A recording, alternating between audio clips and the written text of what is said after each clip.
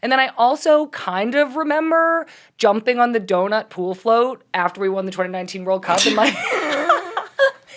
And we can talk about that. I remember. Do you remember? Is So there anything fun. any part of the story you could tell? It's a little bit hazy for me. Would you like me to? Well, the nice part.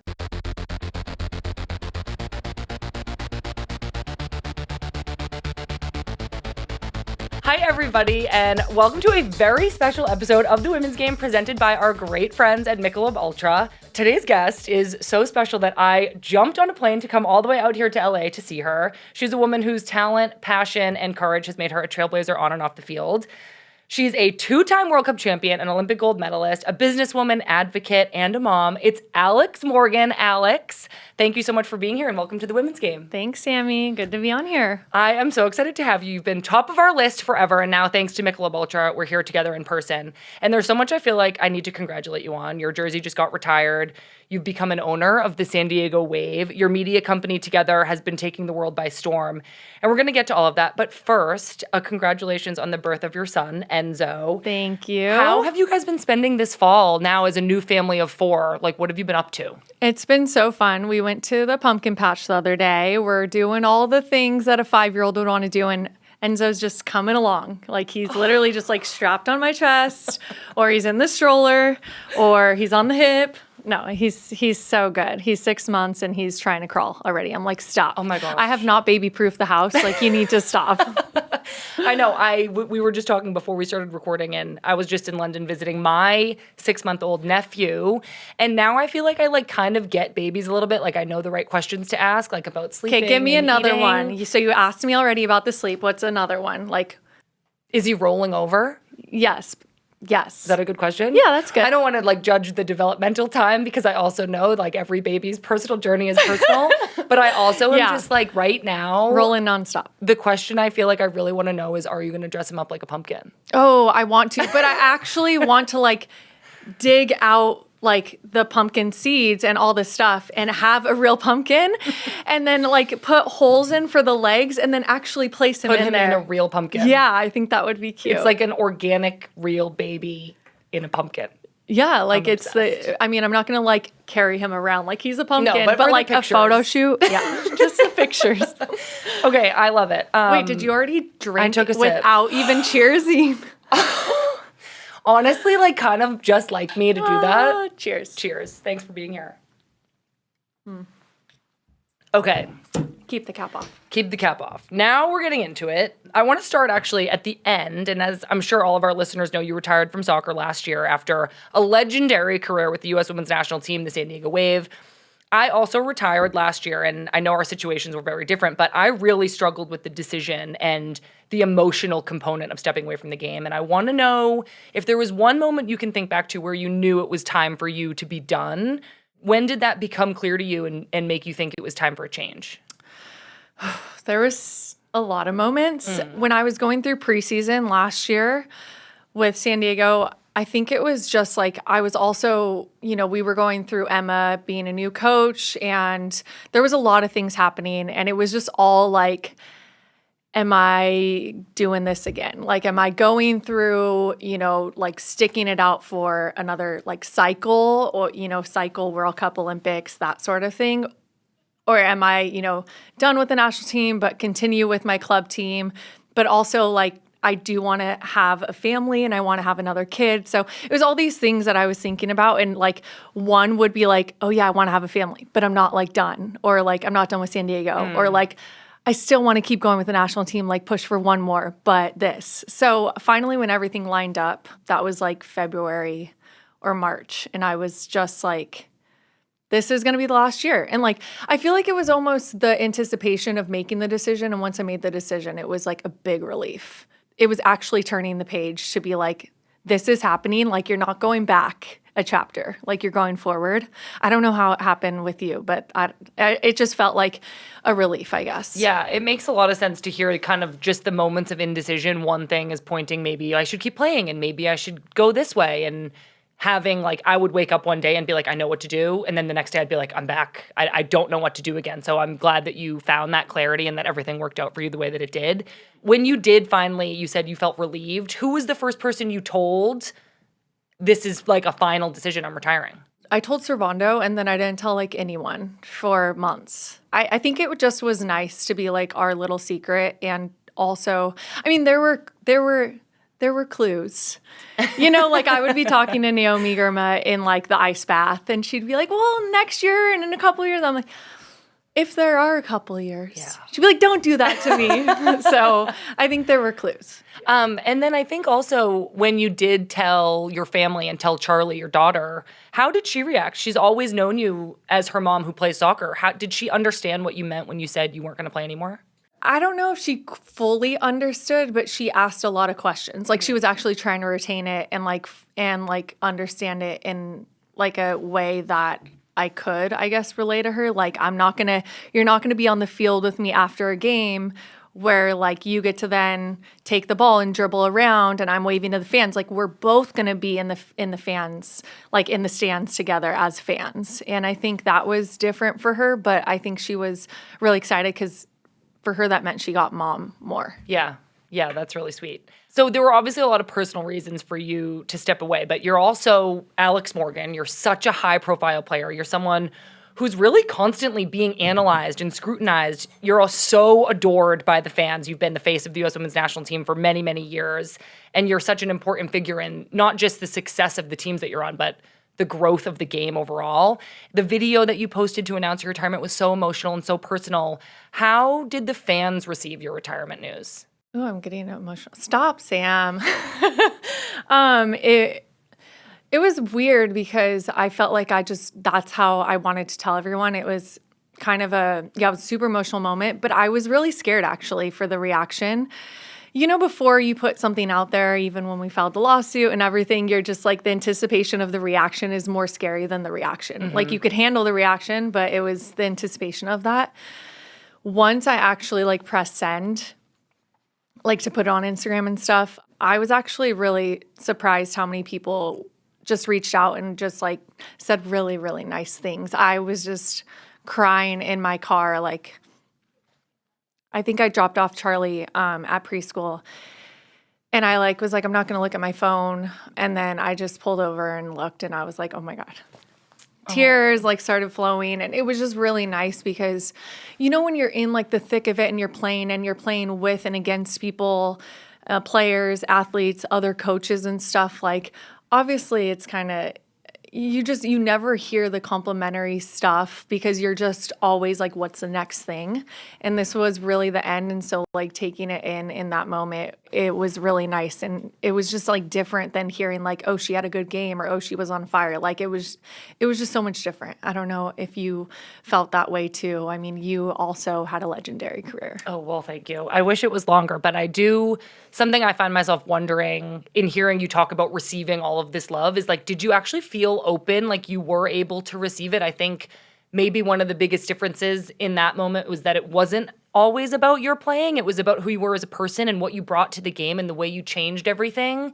I found when I was going through it that I had a little bit of like a wall up. I think I was trying to protect myself from myself being so devastated that I almost couldn't deal with other people's devastation. And I'm wondering if you felt open to receive everybody's love. Yeah, I think I did. And it was probably the rockiest year of my career. And I don't feel like I retired because I couldn't play anymore like that. I feel like there are a lot of people that either just can't get a team anymore or retire due to injury. Mm-hmm. And I didn't feel like I felt really lucky to be in a position where like I chose the time based on what was right for me and my family. And that was unique. But it was also a really rocky year. Like we went through multiple coaching changes with San Diego, like our worst finish since we started as an organization. I got cut from the team right before the Olympics, like a lot of those things. And I guess I could have like dwelled on that and been like, oh, but I didn't finish the way I wanted to. So like one more, like let me go one more year, or like what are people going to say if I'm like retiring in this moment? But I think I just tried to look at like the entirety of it. And also, like you said, like what I did off of the field too, that not only like was as important for other people to know, but like for me too, like I even think about legacy and I think about the things that I did off of the field and I was able to accomplish because of soccer. And so I think just thinking about it in the entirety of it helped the situation given the difficult year overall. Yeah, for sure. That's a really like a perspective that has so much thought put into it. It feels like it must have taken time to get to that point, but it's really amazing to hear you talk about that time in your life and how you were able to kind of zoom out and make that decision, which seems like it was absolutely the right one. Yeah. I feel like a theme in your story, which we're going to talk about a little bit today, is how you're like a superstar. You've been this superstar. You've been a celebrity, a hero to so many people since you were really in your early 20s, from the moment it seemed you joined the U.S. Women's National Team. And I can imagine from my own very small experience in like the public that you're giving so much of yourself to others. And I'm curious, with where you are now, you're building your family, you're prioritizing that part of your personal life. How has retirement given you an opportunity to kind of reclaim an identity that's more personal and more private and for you? Yeah, it's been really nice. I think as an athlete, you're like thrust into the media multiple times a week. And so just like how you have to be up to date on anything and everything, because there can be curveballs all the time. Like now I pick and choose what I do, when I do it. Like it's in a very controlled environment most of the time. And I also like pick and choose like what I spend my time on and what, passion projects versus like business or, the businesses that I own and manage, or my foundation or family. Like there's a lot of different things in play, whereas like soccer just like took over before. And I felt like I always needed to be like buttoned up, and I was always asked like the hard questions because, I was the captain or whatever. And so there was a lot of things that I feel like now I'm just like, it's just like so much less stressful life. Good. Like the pressure is just like not there anymore. And it's weird, like running businesses and being with my kids all the time. Like on the weekends, I'm exhausted on Sunday night, like exhausted. But it's also so gratifying. It's really hard to explain. But I feel like I've actually found myself a little bit more because I'm able to be like, I'm not representing anything other than me and my family now. And my businesses, before I was representing all of my teammates, my coaches, my country. Like it's just like the pressure of that is so much bigger when you're put like in front of a camera with a microphone day in and day out. And also like one wrong thing that you say can be like put on blast and twisted into clickbait sometimes. Yeah, like life is just, it's really nice. It's hard to complain, and it's hard for me to complain now. And I'm just very happy, and I feel like I am able to just like be my full self and like hang out with my girlfriends that like don't even know who Alex Morgan, the soccer player, is. That must be the best. I love that. And I'm like relieved for you that this new chapter has been a little bit lighter and more fun and a little bit more like less stressful. Yeah. But I do want to touch on too. I actually, Abby and Julie's podcast, they like asked a bunch of people, is it hard to be a professional athlete? And I said like, hell yes. Yeah. I said yes too. Okay. And I thought about Lynn's answer because it was so good. She said like, it depends how hard you want it. Like how much you're, because it really does. Like if you're okay with just like being like on the team and doing, doing what you need to do, then it really may not be that hard and you may not feel the pressure. But like if you're working on everything day in and day out and you're desperate every day to like get better, to like showcase yourself better every day to like button yourself up and like say the right thing every day, like it is a lot of pressure and it is really hard. So I want to say that like I did love it. Not every minute of it, but I loved like my playing career and the opportunities that I was given. But I am really enjoying this new life. Good. I'm so happy to hear that. I'm really happy for you, and you earned it. You have done so much for the game. I think it really interests me to hear more about that idea of you embodying that, how bad you want to be on this national team, how bad you want success. And I want to touch a little bit more on that. When we're gonna talk about your soccer career, which was from 2011 to 2024, and I want you to actually take us all the way back to your first days in the professional league with the Western New York Flash. What are some things that you think people today would be super surprised to hear that the league was like in 2011? Okay, we're going there. Let's see. We were lucky to get lunch, and if we did, it was hot dogs. That's it. It was hot dogs, like concession stand hot dog. Like after training. Yeah, like if you were lucky once a week. Did you eat them? I don't remember. Probably. I don't eat meat now, but probably. We probably all did. We were starving and we didn't make money. I know. Literally, I know. Okay, the other That stresses me out. the other thing that was, well, first of all, we lived an hour and a half away from our stadium. I know. So we lived in Buffalo and trained there at an indoor turf field. Like if the ball went too high, it hit like the roof. So don't clear the ball like in the air. And then on game days, we would like get in the bus at like 11 a.m. for like a 6 p.m. game. And then we wouldn't get home till like 11:30. And we made the bus stop at like the liquor store on the way back. We're like, well, at least we can have some drinks on the way home. Yeah. Come on. It was like such a different time. And I played in Western New York too a few years later, but it was such a different time of professionalism. And even just hearing about the hot dogs, the idea that like there wasn't a nutritionist or a chef or anybody. Oh, we barely had an athletic trainer. We had an athletic trainer only for 30 minutes before training. To tape ankles. To tape ankles, and that that's was it. Yeah. Like if you had an injury, like you go to the PT clinic like 20 minutes away with everyone else. Yeah. Yeah, that like there was no doctor, trainer, anything like at training. Like you got injured, brush it off or like drive yourself to the clinic. So I actually think in the shared car you had with five other women. Yeah. Five other athletes. Okay, all right. It's such a perfect place to start because I think what I want to get across with this question is like, this is where you started your professional soccer journey, and the growth of the game in the last 15 years has coincided exactly with your career, and I don't think that that's an accident. You have advocated for everybody. You have been such a face of the sport. Back in the time that we're talking about, there was no Players Association really for the national team or the NWSL, and you were always kind of at the forefront of demanding better for the players. And I think you, like specifically your voice carried so much weight that whether you liked it or not, you speaking up was the thing that was going to make the difference. I'm wondering when you realized that your voice was perhaps the most critical one in some of the situations you found yourself in when advocating for better. I feel like when I was with the team in 2016, the national team, and we were asked, or we wanted to file the EEOC claim, which is the Equal Employment Opportunity Commission claim. Thank you. Yeah, you had it. I was getting there. I think it's commission. Eventually. I didn't know what it was before. Me neither, obviously. Yeah.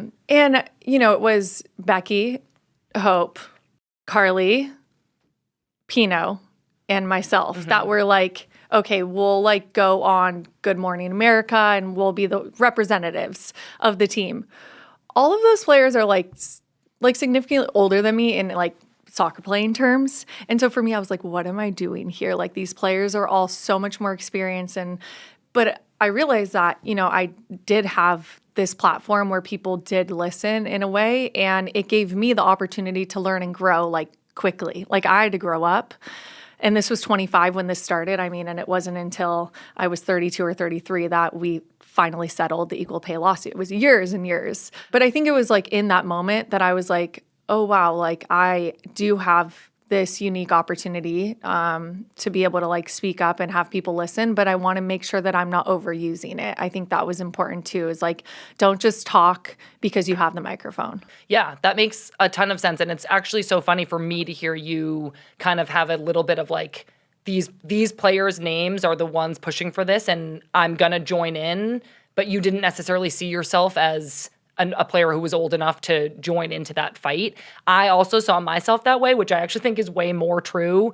I think when we started together kind of fighting for equal pay, we did need somebody younger who would kind of help carry it on as it went on. Somebody to represent my group of friends and the younger kind of group of players. But I was like me, like I'm barely on the team. Like what do I have to say? And I think I love hearing that you felt similarly, but that you kind of stepped up anyway, which I think is what I tried to do as well. You set such a great example for me and for all of us. And I'm wondering, besides equal pay, maybe when you think more about the league, if there's one area that you reflect on that you're most proud of that you advocated for and made the league a better place.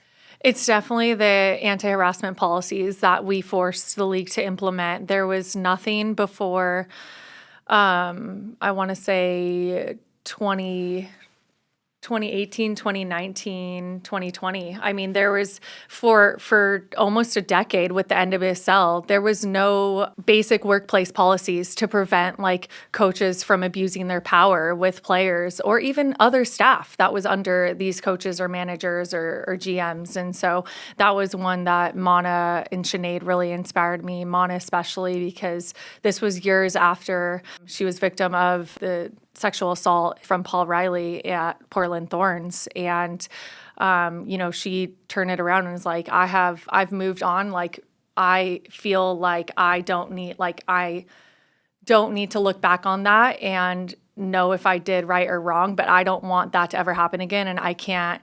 And so I want to do everything in my power. And so she called me, and that's when we started working together, getting a legal team in place to like fight the league, or like actually just like tell them, like send them a letter to say, hey, you guys don't have any policies in place to protect us players. And they were like, yeah, we do. And we're like, show us. And they were like, we got to find it. And then the line went dead. So we were like, okay, so you're lying. And so it all went down then. But and if they can't find it, how are we supposed to find it? If the league office can't find it and they can't provide it to us. So clearly there was just lies over lies over lies. And so that's definitely, I think, my like proudest moment within the NWSL is like just like making it more professional, making it safer for players, and making players like feel really proud also of playing for a league that knows that they like respect them. Thank you from all of us. I think that you and I have talked about this before, but all of the players playing now are in such a safer situation because of your work on this. And I think your advocacy overall has done more than I can think of anybody else's advocacy for women's soccer in the United States and globally. Advocacy aside briefly, because I do want to talk about a couple fun memories that I have with you. You were a member of the World Cup squad in 2011, 2015, 2019, and 2023, as well as the London, Rio, and Tokyo Olympics. I was with you for a couple of those tournaments. And I know that when people think of you, they think of scoring goals, the tea celebration, the pink pre-wrap. But I feel lucky because I have some memories of you off the field. We shared a meal table during like the COVID Olympics, which was like very intimate and personal. We ate every meal together for days. Every single meal. And then you went back to your room by yourself. Yeah. And you just couldn't wait till the next meal to hang out again. Yeah. Literally, I know. Okay, so there's that.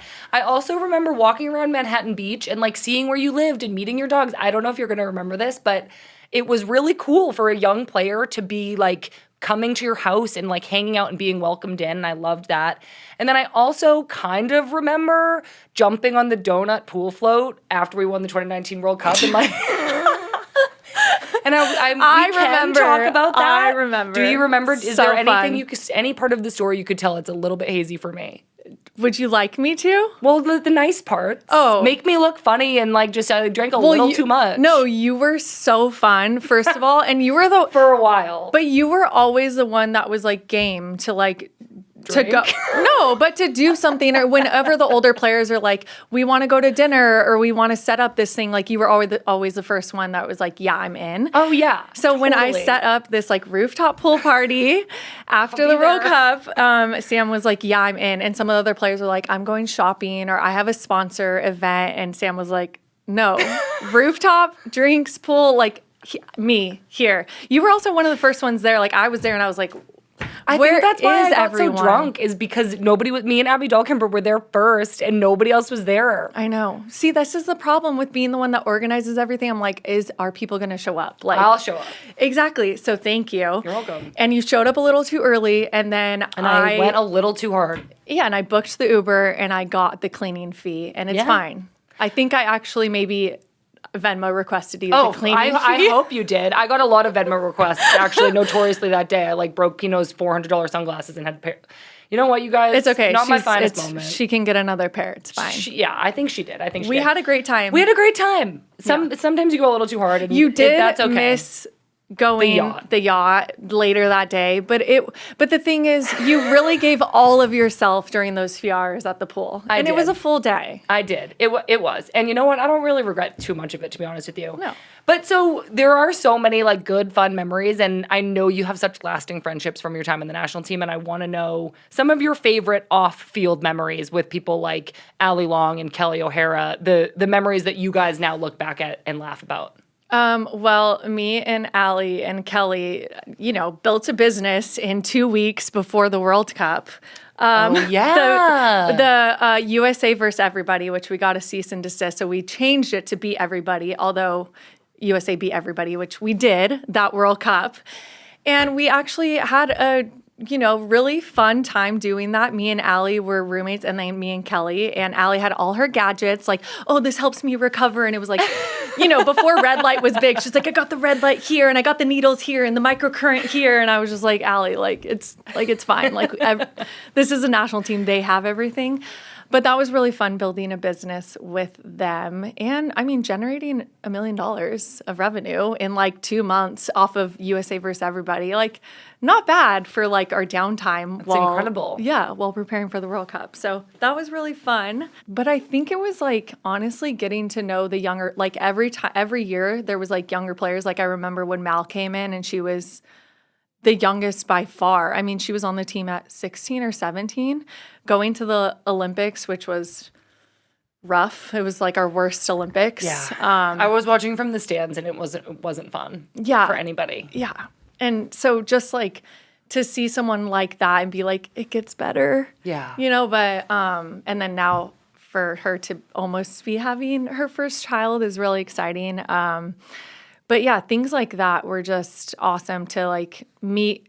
There was always a revolving door, so you're always needing to kind of meet new people and get to know new people, and kind of it's okay, who's going to be the one to sit next to the new person and talk it up and make them feel good, make them feel welcome. Yeah, for sure. I think the social component of the national team, I mean, similarly to your friendships, my friendships with Rose and Sonnet, I know we'll be friends forever because you just forged such a bond in that environment. Well, you spend so much more time than with your husband's, wife's, partners, siblings, anyone. Your best friends that you have at home, no. You spend way more time with your teammates. Totally. And I think it's also a stressful environment. So you're just bonded over these moments that were the best moments, the worst moments, the hardest moments. And having those memories is really, really special. It does feel like since your first World Cup in 2011, you were a larger than life. You were a household name off the field. To me, in all my interactions with you, you always seem very in control and aware of the responsibility that you have and had to be a role model, but also keep pushing the boundaries for everybody around you. And I'm wondering, knowing you had such an incredible support system, both in camp and outside of camp, was there ever a time when the pressure of scoring goals on the field and then being this real celebrity advocate off the field, was it ever all a little bit too much? Probably 2019, it was just, there was a lot on the line. And, I was a captain with Pino and Carly. We had just filed the lawsuit. The president is tweeting at Pino. We had the attention of everyone. And you're kind of but then you also want to give this whole persona of we don't care because we're the best and we're going to still stand up to all these issues that we care about, and what no one can say anything to make us back down. So I think that was a really tough time just in terms of trying to be on at all times. Mm-hmm. But I also think 2012, I came off the bench in 2010, 2011, and then January of 2012, I got my first start. And that was by far my best season. I don't know, over 20 goals and assists with the national team, although we played a lot more than the players do now. It was over 25 games, whereas now it's 15 or 18. And so winning the Olympic gold medal in 2012, it was my first time that not only was I kind of rising with fame, but also before 2011 World Cup, we got probably 2,500 in the stands, 2,500 fans. Wow. We were playing at Red Bull Arena and would get literally there was nobody. And then fast forward to 2012, we win the Olympics in front of 86,000 at Wembley. And then all of a sudden you're just like, whoa, there's a lot more eyeballs on me than ever before. So I think like that was probably the most drastic change. Yeah. And I guess it's like that is a huge change for the team and the experiences of all of those players. I think for all of us on the outside of that, you were so central to that. And I think about like your original baby horse nickname. I don't know if that like annoys you now. No. Or like, how do you feel about that now? I feel like it was right around 2012. It was about your long ponytail and you were so fast. Do you think that was something that connected you to the fans? Was that really that first thing that you felt like, this is my image, this is my icon, this is like my off-field persona? Well, there was a lot happening because also like technology was making it so all the like social channels were really blowing up. Like I remember after the Olympics, my very first photo on Instagram, you can fact check me, is me holding my gold medal. Like I got an that's Instagram. So cool. And I got an Instagram after the Olympics. And so it just like all blew up at the same time that I was like becoming like more of a mainstay on the team, and women's soccer was becoming big. So it was just a lot at once. For sure, it connected me with the fans, but it was also like, whoa, this is like pretty wild. Like I've never had this level before. Like, you know, we didn't have the notoriety back then of someone equal to like an NBA player or whatever it may be. Like it just was different. And that was like the first time that I realized that, oh, this is like, I gotta kind of watch what I say, but this is like really fun too. You in particular, your marketability and your like commercial potential always has been so high and so valuable. I'm wondering if there was a moment right around that time, you know, you're getting an Instagram and you're winning a gold medal. Did you get any opportunities around that time that you were like surprised by or said, oh, wow, I need to kind of take advantage of this moment? Yes, I'm trying to think like specific examples. I remember, I don't know if it was 2011 or 12, but we go to New York as like you do after you win, and you do the whole like media circus. And when we won the World Cup, the ticker tape parade, and then like you get like really drunk on a rooftop pool deck. Oh yeah. But I remember getting invited to like the Entourage like season premiere and I didn't even really watch Entourage, but it was like all the like, you know, the stars and everything. And I was like, oh my God, what do I get for an outfit? Like, what am I supposed to wear? I'm like going to like Bloomingdale's or like trying to find a dress like last minute. That was kind of the moment that I was like, oh, like this is so different than, and it was like the Entourage, like it, you know, it wasn't like a big partnership or anything, but I think in that moment, like I went with hope. We were the two, I guess, like faces or whatever at the time. And that was definitely an introduction to like, okay, this is interesting. Yeah. Do you have a favorite brand or sponsorship deal that you've ever done that was like unique? I have so many. But a recent one actually is Bobby Formula. And it is so natural to my life as a mom of two and using the formula. But they actually recently did a partnership with the NWSL, which like, who would have thought 5 years ago that a baby infant formula brand would partner with the league and that the league would want that and would want to promote and encourage moms and women in sport. Because I mean, I'll tell you, other than on the national team, like I look back to Western New York Flash or Portland Thorns, like there were no moms the first couple of years, like, cause it was so hard to do both and to like, there was no support for those moms to come back and play. And maternity leave, like that didn't exist.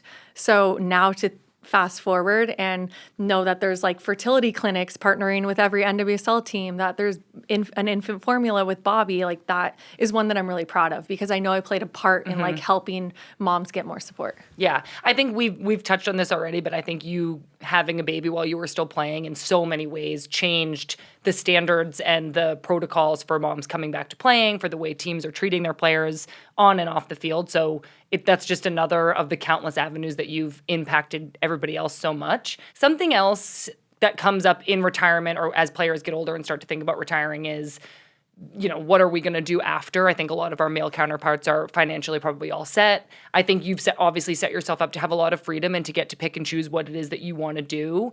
But I'm wondering what advice you would maybe give to other players who may or may not have as much commercial opportunity as you did.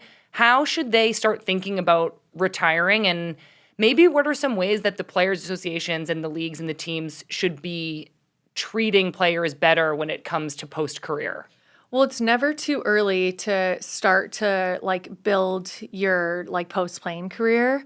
And whether that's just learning or digging into the seminars that NWSL provides or that the national team provides, RPA, most of the businesses that I run now, I launched during my playing career. So you can do both and you can have enough time for both, but it's just doing it. It's not waiting and procrastinating. And it's fun to learn and also to be in a position where you're not an expert at something, but know that eventually you will get there. And so to when I go in sometimes when I go in a meeting room, or earlier today, I had an event where I had a Q&A in front of 350 very successful, influential women in LA. It's intimidating, but it's also really exciting to be put in the same category as those women. And there's not that common thread of soccer, but there is that common thread of sport and business in some way, because of my ownership with the San Diego Wave, and that, that comes from me as a player with San Diego Wave. So I think it's just it's never too early to start to look forward and past your playing career. For the leagues and the teams and our PAs, I think just keep offering those seminars, keep providing those extra things, whether it's financial literacy, or whether it's helping with taxes, or whether whatever it may be, or maybe you're interested in being an analyst or a commentator, just having that connection point, you can never start that too early. I think that's great advice. And I think, as we're kind of thinking about the current players and speaking to them a little bit, there is this whole new generation of player coming up on the U.S. Women's National Team. And I have found, since I've not been on the national team anymore, watching them has gotten more and more fun the further away I'm getting from playing. Yeah. At first, it was really painful actually to watch. And a lot of paradoxical emotions came up, being sad and jealous, and also cheering for my friends and cheering for my sister. And I'm wondering your experiences watching the national team now. Same. When I was immediately removed from it, forcefully, I guess, last summer, it was such a weird tug of emotions, because there was some feeling of oh, I want to be there and I feel I should be there, but also I will forever be a massive fan of the national team. So I want them to win gold and I want them to win every game, but I'm but I want to be there too, and I'm not, and I want you to know that I should be, so there's this tug. But then, like you said, the further you get away, the more you're just I'm just a big fan. I'm seeing all these young players, Allie Sentner, Emma Sears, and I see Emma Sears, she has probably 10 goals this season or something, and I'm that's so good. I'm so proud of her. I don't really even know her, but that's so cool. It is really exciting. I'm a big fan of the game. Yeah, I think what I'm really loving about seeing them, and I think there's been a big change over the past, I guess, year or two. 2023 was kind of hard to watch. And then as time has gone on, there's something about the group now that reminds me of our 2019 team, because I don't know if everybody on that team will say this, but I truly was we are 22 best friends, and I love this team so much. Yeah. And I'm wondering if you're getting the same kind of feeling from the current group now. Yeah, I do feel it's a little young for that. I almost feel in a way it's 17, 18, it will get there, which is good. You don't want to peak too early. To it. Yeah, I mean, you want to be peaking in 27. So I think the quality is there, and then obviously it'll be refined, and that those mainstay of players, those players who are coming back from pregnancy will obviously work for it and be back there, I'm sure, at the top. So it's exciting to see. But there's a lot of new faces in rotation right now, which is so great to give players an opportunity. I mean, you look at even Lola Bonta, who had her first call up, and she's 30 or over 30 years old, and just kind of had given up on it, but gives everything to her team at Kansas City, like week in and week out. And so to be rewarded with that was incredible. And whether she continues with the team or not, just knowing that she was being watched and valued and like she earned that. Like she wasn't given that. She earned that. Yeah, I know. I love that example. I think that was one of the best stories of the year, was Lola Bonte getting her first call up. I have a couple more questions. It's more about where we are today, more about the businesses that you're running, all the other off-field things that you're doing. You have a venture capital firm. Yeah. You're one of the founders of the media and clothing brand Together, famous for the iconic Everyone Watches Women's Sports t-shirt. And it's funny now, I didn't have a question about USA versus everybody or USA beat everybody, but it's funny to now go, you've had two iconic t-shirt slogans that are like taking the world by storm.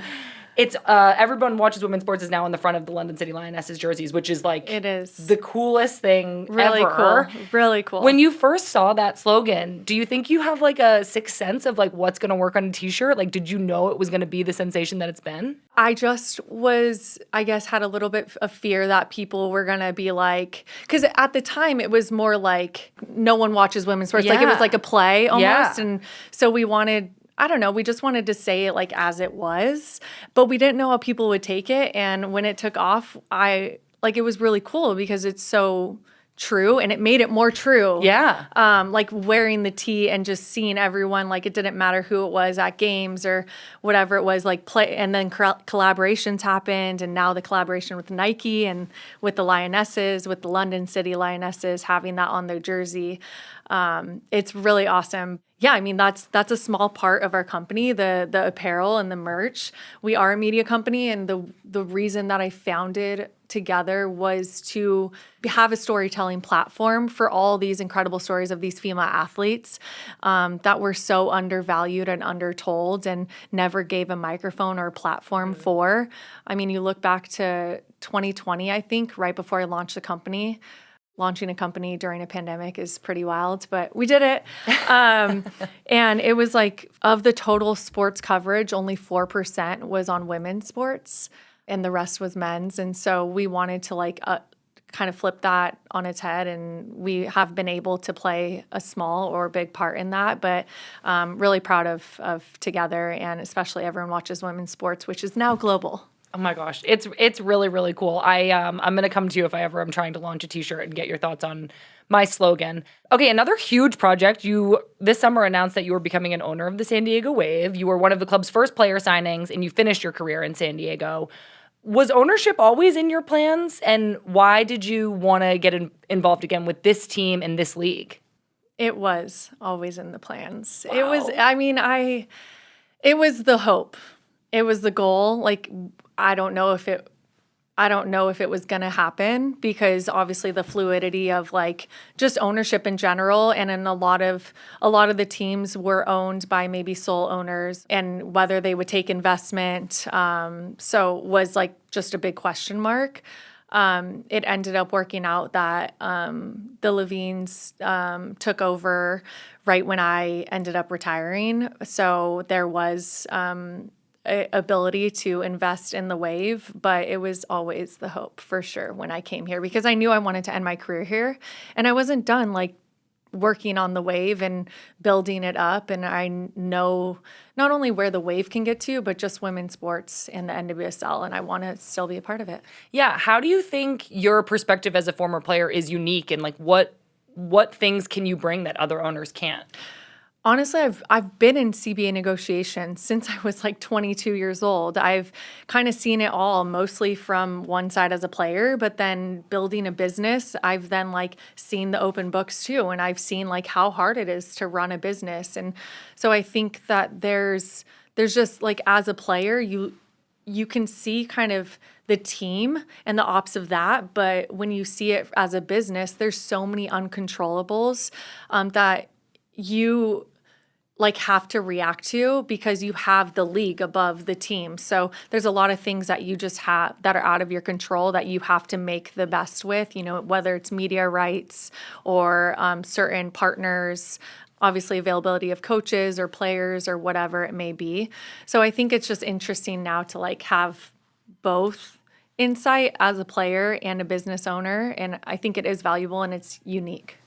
Yeah, very unique, and they're very lucky to have you. Okay, so last question. Your number was recently retired at Snapdragon Stadium, the iconic number 13. You were at the stadium with your team, your fans, and of course, your family was there to watch the ceremony. We've talked so much about your legacy with soccer players, with the fans, for the U.S. Women's National Team.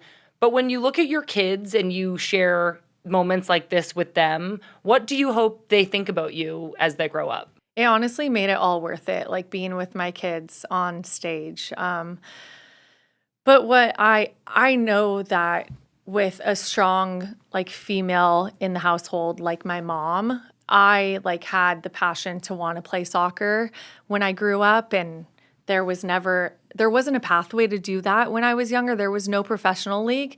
And when I told my mom when I was 7 I wanted to play professional soccer, she said, "Okay, I'm going to do everything to help you be able to achieve that." And so that included like buying season tickets to the LA Soul. She was like, "We're not going to be able to go to most of these games, but I want them to have my money to know that I support them and that I support you and the future that you will have." So I think just having like a mom who is confident, strong, and believes in their children, like, and their dreams and passions is so incredibly important. And just going off of my experience, like I want to provide that for my kids. Well, that's amazing. I'm very confident that you are. They're so lucky to have you. And on behalf of the whole women's soccer community, you have been like very singular in your career and what you've done for the game and the sport. And I know so many people look up to you. So that was it.